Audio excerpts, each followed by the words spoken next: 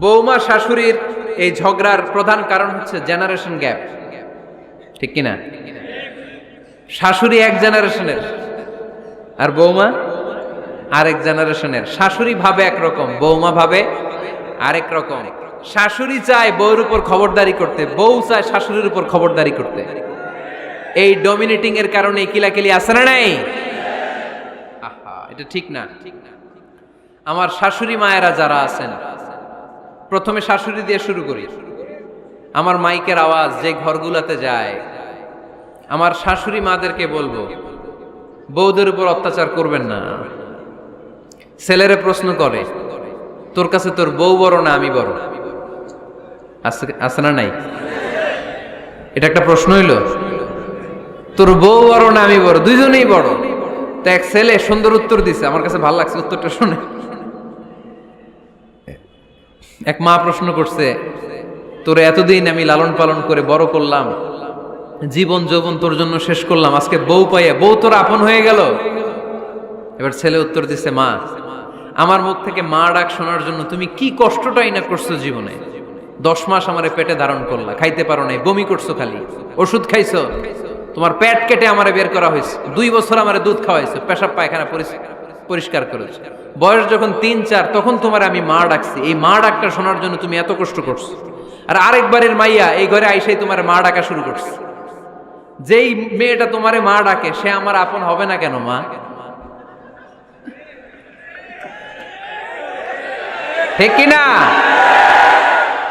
এই মা ডাক শোনার জন্য তুমি এত কষ্ট করলা, আমার লালন পালন করলা, 10 মাস পেটে ধরলা, পেশাব পায়খানা পরিষ্কার করলা, এরপরে মা ডাক শুনতে পারছো। আর আরেকবারের মেয়ে জানা নাই চিনা নাই এসেই তোমার ডাকা শুরু করছে মা। তো যে আমার মারে মা ডাকে তার স্থান তো আমার কলিজায়, ঠিক কিনা? শাশুড়ি আম্মারা যারা আছেন, প্লিজ বৌমাদেরকে কষ্ট দিয়েন না।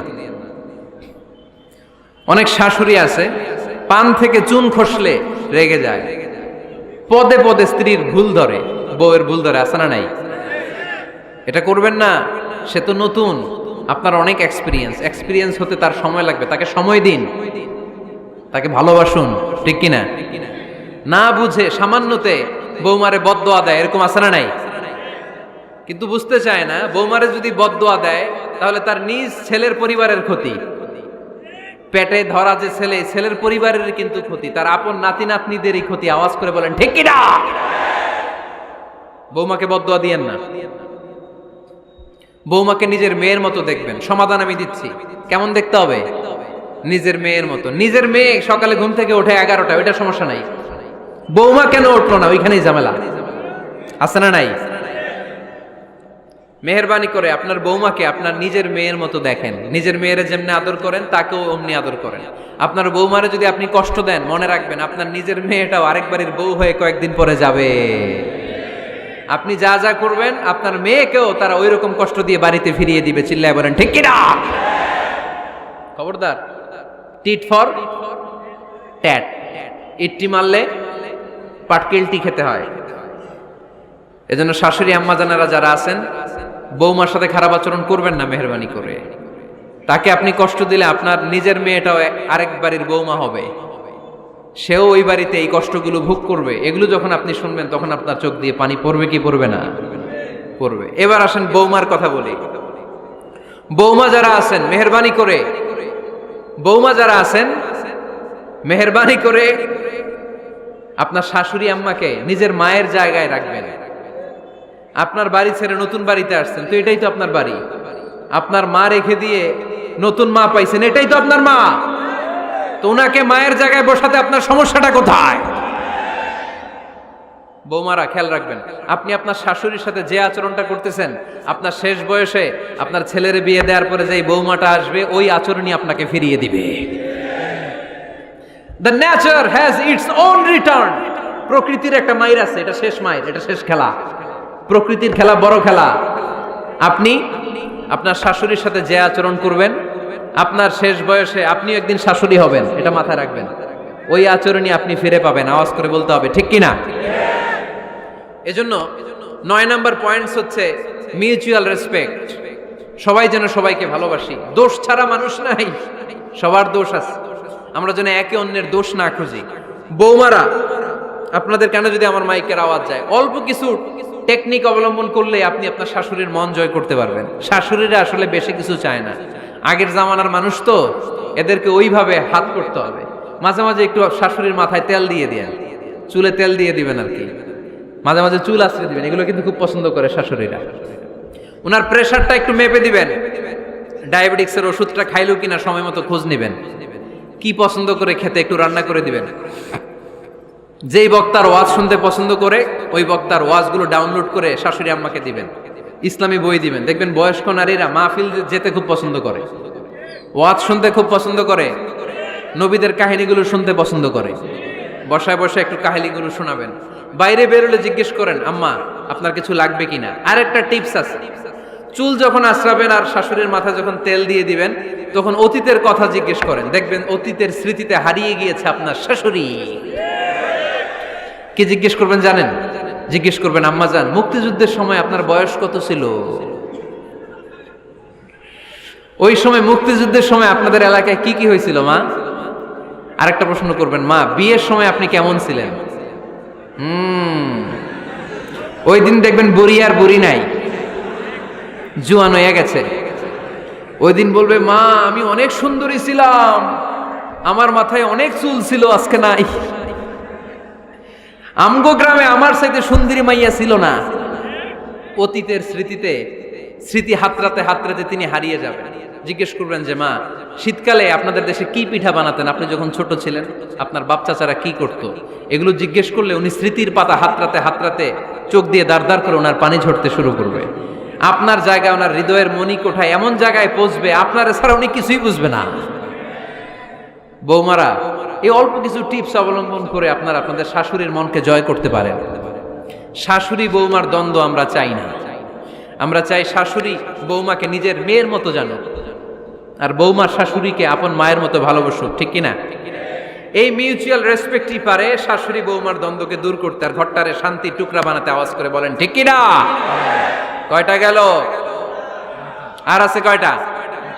দোয়া করবেন একে অপরের জন্য। দোয়া, সাইয়েদনা ইব্রাহিম ফ্যামিলির জন্য দোয়া করতেন, রব্বি জাআলনি মুকিমাস সালাতি ওয়া মিন যুররিয়াতি রব্বানা ওয়া তাকাব্বাল দুআ। ও আল্লাহ, আপনি আমার নামাজ কায়েমকারী বানান, আমার কলিজার টুকরা সন্তান ইসমাইলকেও নামাজ কায়েমকারী বানান, আমার দোয়াটা আপনার দরবারে আপনি কবুল করে নেন। সুবহানাল্লাহ পড়েন।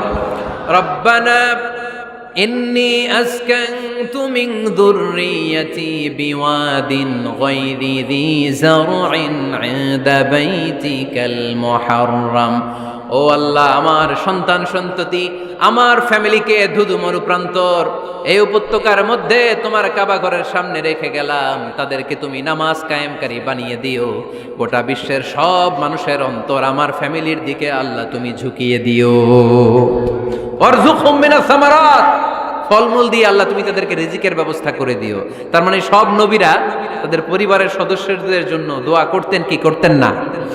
আবার কোরআন আমাদেরকে শিখালো, রব্বানা হাব লানা মিন আজওয়াজিনা ওয়া মিন যুররিয়াতিনা কুররাতা আ'য়ুন ওয়াজআলনা লিল মুত্তাকিনা ইমামা।